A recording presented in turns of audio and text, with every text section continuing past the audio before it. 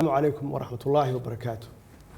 marka koowaad waxaan alle uga mahadcelinaynaa nimcooyinka uu na siiyay oo ay kamid tahay in dalkeenu uu diyaar u yahay maanta doorashada madaxweynaha 15 May ee fooda nagu soo haysa.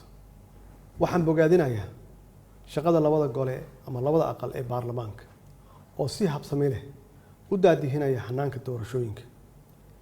Sida aad wada ogtihiin waxaan ku jirnaa bil ku astaysan halgan wadaniyad xornimo doon iyo dawlad dhis.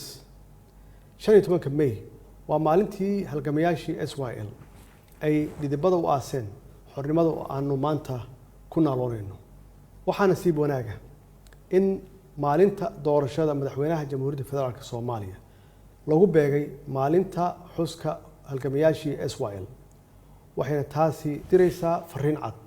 waxaan ka codsanayaa shacabka Soomaaliyeed inuu si weyn ugu diyaar garoobo una xuso maalintaas maamuuska leh.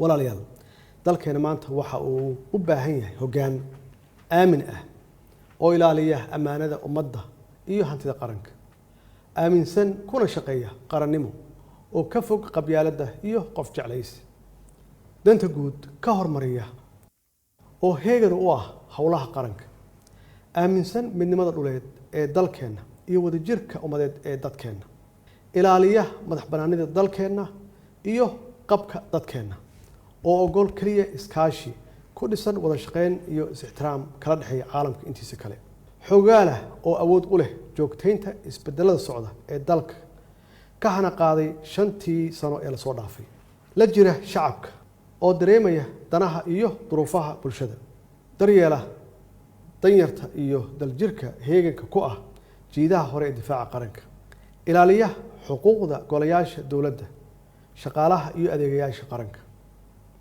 haddaba anigoo ka duulaya baahida hogaamineed ee dalkayga iyo dadkayga, tixgelinaya codsiga shacabka Soomaaliyeed, ayaan waxaan go'aansaday inaan mar kale isu sharaxo xilka madaxweynaha Jamhuuriyadda Federaalka Soomaaliya si aan u sii socodsiino isbedelka ka socda dalka. sidaas darteed waxaan halkaan aan ka soo jeedinayaa ama aan uga jeedinayaa laba baaq oo muhiim ah. baaqa koowaad waxaan u dirayaa xildhibaanada sharafta leh ee labada aqal, waxaana ka codsanayaa inay codkooda isiiyaan oo aan wadajir ugu guuleysano una hormarino dalkeena iyo dadkeena si aan u sii socodsiino isbedel doonka ka soo bilowday 8 Febraayo 2017. baaqa labaad waxaan u dirayaa shacabka Soomaaliyeed meel walba ay joogaan, waxaana si qadarin leh aan uga codsanayaa inay mar kale igu garab istaagaan dib u doorasho ku dhisan danta shacabka. xubin kasta oo ka mid ah baarlamaankeena waxay matashaa ku dhawaad 60,000 oo shacab ah. waxaan alle uga baryaynaa in dalkeena uu ku manaysto nabad waarta iyo nolol wanaagsan. waad mahadsantihiin. wasalaamu calaykum waraxmatullaahi